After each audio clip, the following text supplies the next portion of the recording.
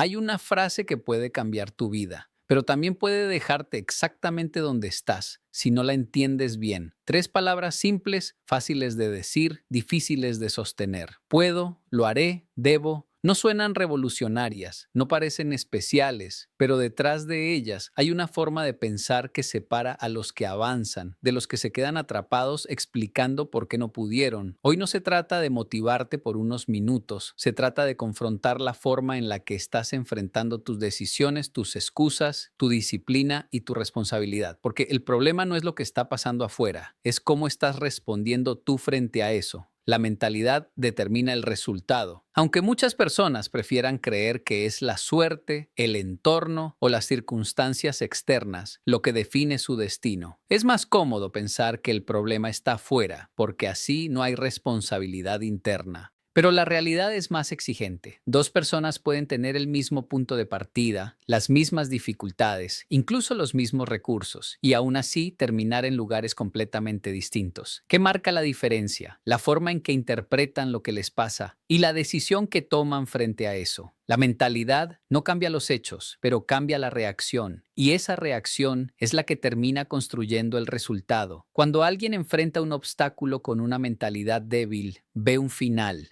Cuando lo enfrenta con una mentalidad fuerte, ve un proceso. El problema no es el problema, es la interpretación del problema. Hay quienes ven una puerta cerrada y se sientan a lamentarse. Otros ven la misma puerta y empiezan a buscar otra entrada. La diferencia no está en la puerta, está en la mente, porque la mente puede convertir una excusa en una herramienta o una dificultad en una oportunidad. No es magia, es enfoque, es disciplina mental para no caer en la trampa del victimismo. Porque cuando alguien se acostumbra a culpar, pierde poder. Y cuando pierde poder, pierde control. Y cuando pierde control, pierde resultados. Por eso la mentalidad no es algo abstracto o filosófico, es algo práctico. Define si avanzas o te detienes, si construyes o te rindes. La mayoría de las personas espera sentirse lista para actuar, pero la mentalidad correcta funciona al revés. Primero decides, luego te adaptas, primero avanzas, luego aprendes. El que espera claridad absoluta se queda en el mismo lugar. El que acepta la incertidumbre como parte del proceso empieza a moverse, y al moverse genera resultados. No perfectos, pero suficientes para seguir avanzando, porque el progreso no exige perfección, exige constancia. Y la constancia nace de una mentalidad entrenada, no de un impulso emocional. El entorno puede influir, sí, pero no determina. Hay personas que crecen en condiciones difíciles y aún así construyen algo extraordinario. No porque sea fácil, sino porque su mentalidad no negocia con la realidad, trabaja con ella. No esperan condiciones ideales, crean progreso con lo que tienen, mientras otros dicen, cuando todo mejore, empezaré. Ellos dicen, empiezo para que todo mejore. Esa diferencia es silenciosa, pero poderosa, porque convierte a la persona en protagonista, no en espectador de su propia vida. La mentalidad también define cuánto tiempo resistes, porque cualquiera puede empezar motivado, pero pocos continúan cuando la emoción desaparece. Y ahí es donde se separan los que desean de los que logran. La mentalidad fuerte entiende que el cansancio es parte del camino, que la duda aparece, que el miedo no desaparece. Pero no negocia con eso, no le pregunta al miedo si puede avanzar, avanza a pesar del miedo, no espera eliminar la incomodidad, aprende a convivir con ella y en ese proceso se fortalece. Puedo no es emoción, es decisión. No es una frase bonita para repetirse frente al espejo, es una postura interna frente a la realidad. Porque hay días en los que no te sientes capaz, días en los que la duda pesa más que la confianza. Y en esos momentos, si dependes de lo que sientes, te detienes. Pero si dependes de lo que decides, continúas. Decir puedo no significa que ya sabes cómo hacerlo, significa que estás dispuesto a descubrirlo. Significa que no te defines por lo que no sabes hoy, sino por lo que estás dispuesto a aprender mañana. La mayoría dice no puedo como un reflejo automático, antes de intentar, antes de fallar, antes de aprender. Es una forma de protegerse del esfuerzo, del error, del juicio. Pero esa protección tiene un precio alto. Te mantiene en el mismo lugar. Decir no puedo cierra posibilidades. Decir puedo las abre, aunque no tengas todas las respuestas. Porque el crecimiento no empieza cuando tienes certeza. Empieza cuando tienes disposición. Puedo también implica responsabilidad. Porque en el momento en que aceptas que puedes, ya no puedes culpar a otros por no avanzar. Ya no puedes esconderte detrás de las circunstancias. Aceptar que puedes es aceptar que te toca actuar. Y eso incomoda, porque elimina excusas, porque te obliga a moverte incluso cuando no tienes ganas, pero también te da control. Porque si puedes influir en el resultado, entonces no estás atrapado, estás en proceso. No se trata de optimismo ingenuo, no se trata de ignorar las dificultades, se trata de reconocerlas sin rendirte ante ellas. Puedo no niega la realidad, la enfrenta, no dice todo será fácil, dice haré lo necesario. No promete ausencia de problemas, promete presencia de esfuerzo. Y eso cambia la forma en que una persona se mueve, porque deja de buscar caminos sin obstáculos y empieza a construir fuerza para atravesarlos. Cuando alguien adopta esa decisión, empieza a haber cambios que antes parecían imposibles.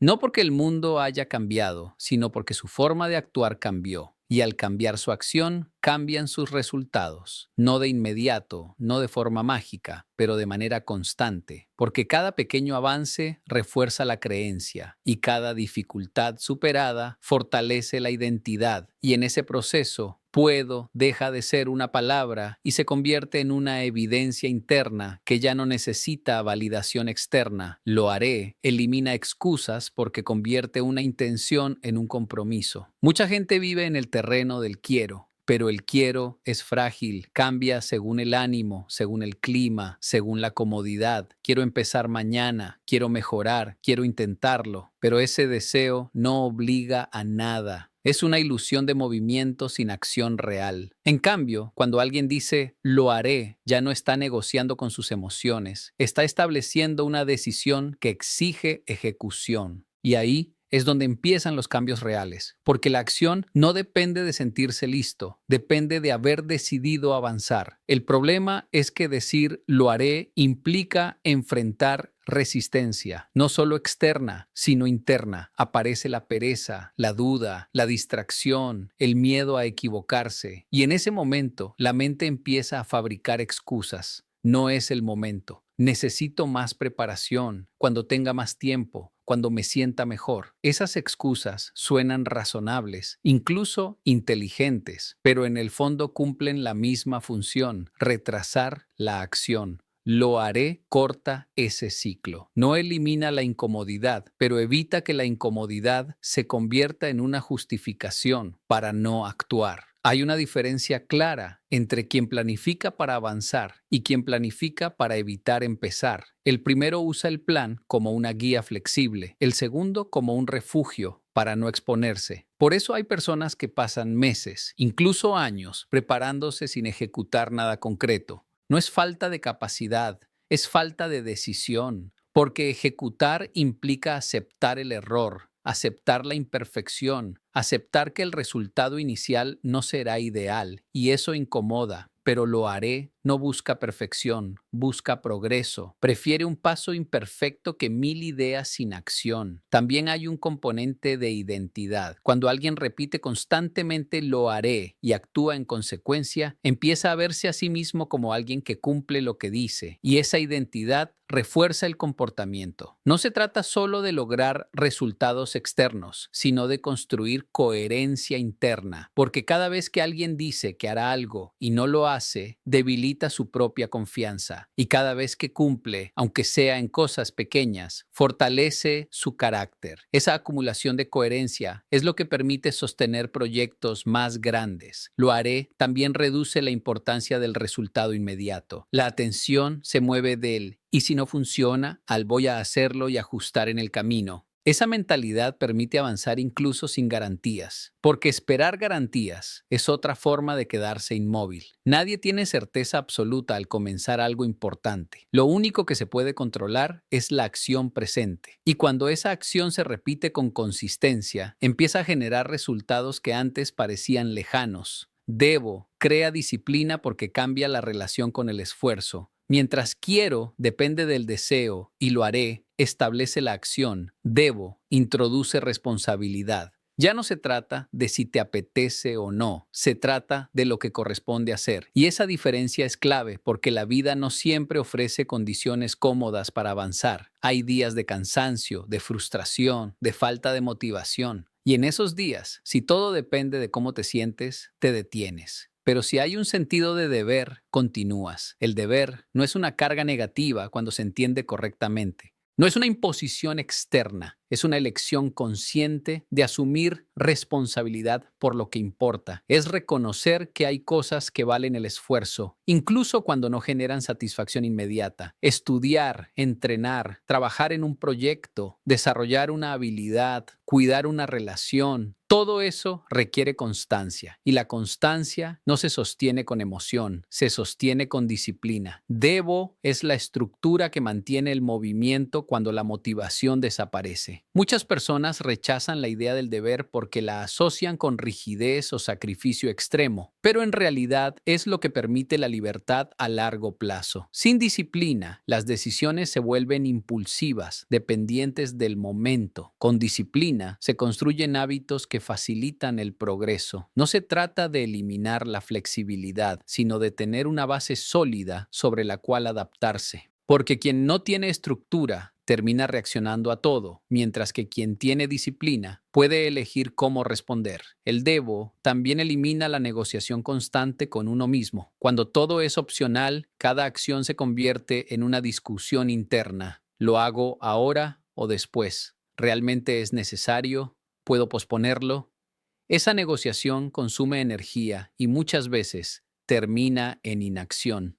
En cambio, cuando algo se define como un deber, la decisión ya está tomada. No hay debate, hay ejecución. Esa claridad simplifica el proceso y reduce la fricción mental. Con el tiempo, el deber se transforma en hábito y el hábito reduce el esfuerzo necesario para actuar. Lo que al principio requería fuerza de voluntad, después se vuelve automático. No porque deje de ser difícil, sino porque la mente ya no lo percibe como algo opcional, es parte de la identidad. Y cuando una conducta forma parte de la identidad, se vuelve más estable. No depende de circunstancias externas, se mantiene incluso en contextos adversos. La motivación es temporal, la disciplina es permanente. La motivación es útil para comenzar, pero es inestable. Puede aparecer con una charla, un video, una experiencia, pero también puede desaparecer con la misma rapidez. Basar el progreso en la motivación es como construir sobre arena. En cambio, la disciplina no necesita emoción para funcionar. Es una decisión repetida que se mantiene incluso cuando no hay entusiasmo. Y por eso es más confiable. Quien depende de la motivación trabaja cuando tiene ganas. Quien desarrolla disciplina trabaja cuando corresponde. Esa diferencia, repetida en el tiempo, genera resultados completamente distintos, porque la consistencia es más importante que la intensidad ocasional. No se trata de hacer mucho un día y nada los siguientes, se trata de avanzar de forma sostenida, y eso solo es posible cuando la acción no depende del estado emocional. La disciplina también permite gestionar mejor las caídas, porque todos fallan en algún momento, todos tienen días en los que no cumplen, en los que se desvían, pero la diferencia está en la respuesta. Quien depende de la motivación interpreta la caída como un fracaso total y abandona. Quien tiene disciplina la interpreta como parte del proceso y retoma el camino. No dramatiza, corrige, no se queda en la culpa, vuelve a la acción. El miedo no desaparece, se domina. Pretender eliminar el miedo es una expectativa irreal. El miedo es una respuesta natural ante lo desconocido, ante el riesgo, ante la posibilidad de fallar. Siempre estará presente en diferentes formas. La clave no es evitarlo, es aprender a actuar a pesar de él. Porque si el miedo se convierte en el criterio para decidir, limita las posibilidades, mantiene a la persona en lo conocido, en lo seguro, en lo cómodo. Dominar el miedo no significa ignorarlo, significa entenderlo, identificar qué lo genera, qué lo alimenta y qué tan real es la amenaza que percibe. Muchas veces, el miedo está más relacionado con la interpretación que con el hecho en sí. Se exageran las consecuencias, se anticipan escenarios negativos, se subestima la capacidad de adaptación. y eso paraliza, pero cuando se analiza con más objetividad, se puede actuar con mayor claridad. La acción es una de las formas más efectivas de reducir el miedo, no porque lo elimine por completo, sino porque lo pone en perspectiva. Lo que parecía enorme desde la distancia se vuelve manejable cuando se enfrenta paso a paso. Cada avance reduce la incertidumbre y aumenta la confianza, no una confianza basada en suposiciones, sino en experiencia real. Y esa experiencia es la que fortalece la mentalidad. También hay un componente de tolerancia, aprender a estar incómodo sin reaccionar de inmediato, sentir miedo y no huir automáticamente, darse el espacio para actuar incluso con esa sensación presente. Esa capacidad se entrena,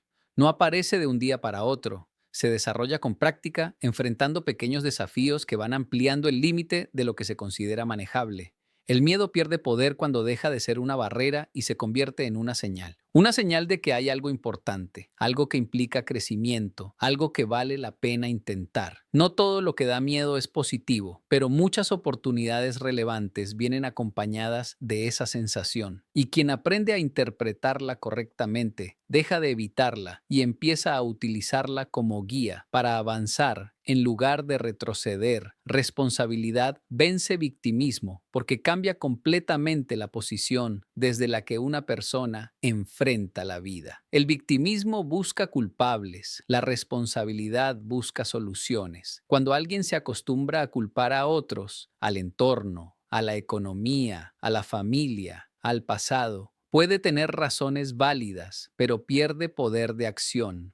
Porque si todo depende de factores externos, entonces no hay nada que hacer. Y esa idea, aunque parezca justificable, paraliza. En cambio, la responsabilidad no niega las dificultades, pero decide no quedarse atrapado en ellas. Reconoce lo que no puede controlar, pero se enfoca en lo que sí puede hacer. Asumir responsabilidad no significa cargar con culpas innecesarias, significa hacerse cargo de la respuesta. No siempre eliges lo que te pasa, pero siempre eliges qué haces con eso. Esa diferencia es fundamental, porque incluso en escenarios complejos, siempre existe un margen de acción, aunque sea pequeño, y ese margen, bien utilizado, empieza a generar movimiento. El problema es que muchas personas prefieren tener razón en su queja antes que avanzar en su proceso. Es más fácil explicar por qué no se puede que construir como si se puede. El victimismo también crea una identidad limitada. Cuando alguien se define constantemente por lo que le falta o por lo que le hicieron, empieza a verse a sí mismo como alguien incapaz de cambiar su situación, y esa percepción influye en sus decisiones, reduce el intento, reduce el esfuerzo, reduce la persistencia. En cambio, la responsabilidad construye una identidad activa. La persona deja de verse como alguien afectado por todo y empieza a verse como alguien que puede influir en algo. Y esa percepción cambia la forma de actuar.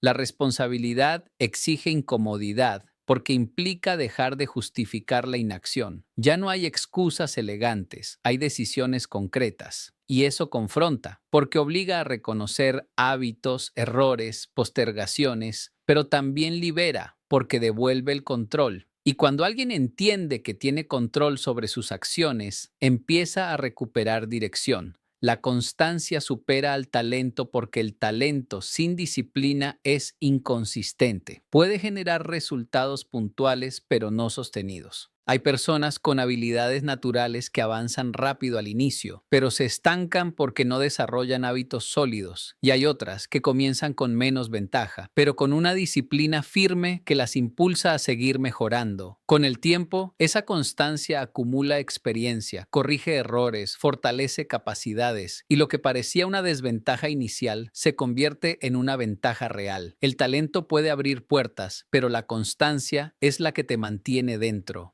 Porque el progreso no depende de lo que haces una vez, depende de lo que repites. Y repetir con intención requiere compromiso. No siempre será interesante, no siempre será emocionante, pero es necesario. La constancia trabaja en silencio, sin reconocimiento inmediato, pero construye resultados sólidos. También hay un factor de resiliencia. La persona constante no se detiene ante el primer obstáculo. Ajusta, aprende, continúa. No interpreta las dificultades como señales de abandono, sino como parte del proceso. Esa capacidad de mantenerse en el camino, incluso cuando no hay resultados visibles, es lo que marca la diferencia a largo plazo, porque muchos abandonan antes de ver el fruto de su esfuerzo. La constancia no es hacer lo mismo sin pensar, es sostener el proceso con ajustes inteligentes, es observar, corregir, mejorar, pero sin detenerse, es entender que el crecimiento es acumulativo, que cada pequeño avance suma, y aunque en el corto plazo no parezca significativo,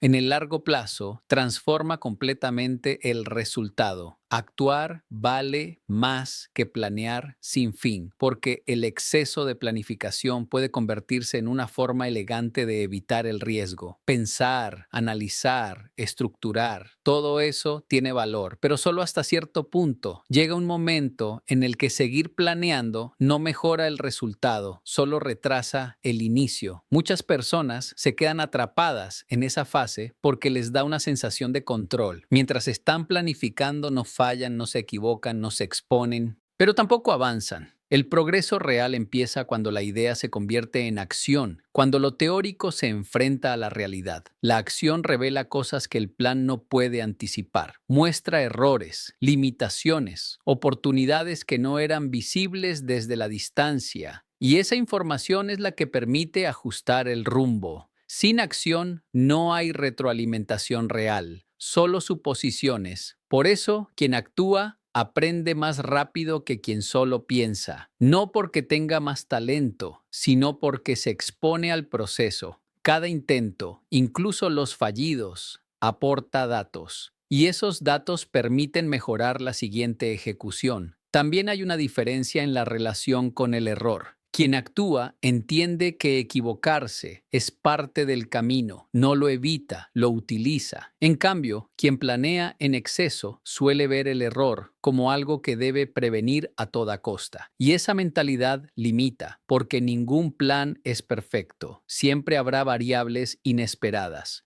Esperar a tener todo bajo control es una ilusión que mantiene a la persona inmóvil. Actuar, en cambio, implica aceptar la incertidumbre y trabajar con ella. La acción también construye confianza, no una confianza basada en ideas, sino en experiencia. Cada paso dado, cada dificultad enfrentada, refuerza la percepción de capacidad, y esa percepción cambia la forma en que se enfrentan los siguientes desafíos. No elimina el miedo, pero reduce su impacto, porque ya hay evidencia de que es posible avanzar, incluso sin tener todo resuelto desde el inicio. Planear es útil cuando prepara la acción, pero se vuelve un obstáculo cuando la reemplaza. El equilibrio está en planear lo suficiente para empezar y luego ajustar en el camino. No esperar claridad total, sino construirla a través del movimiento. Porque la claridad no siempre aparece antes de actuar, muchas veces aparece durante el proceso. El carácter se construye en la incomodidad porque es en esos momentos donde se revela la verdadera respuesta de una persona. En la comodidad todo es sencillo. No hay presión, no hay resistencia, no hay necesidad de esfuerzo extra. Pero esa zona no exige crecimiento. La incomodidad, en cambio, obliga a adaptarse, a resistir,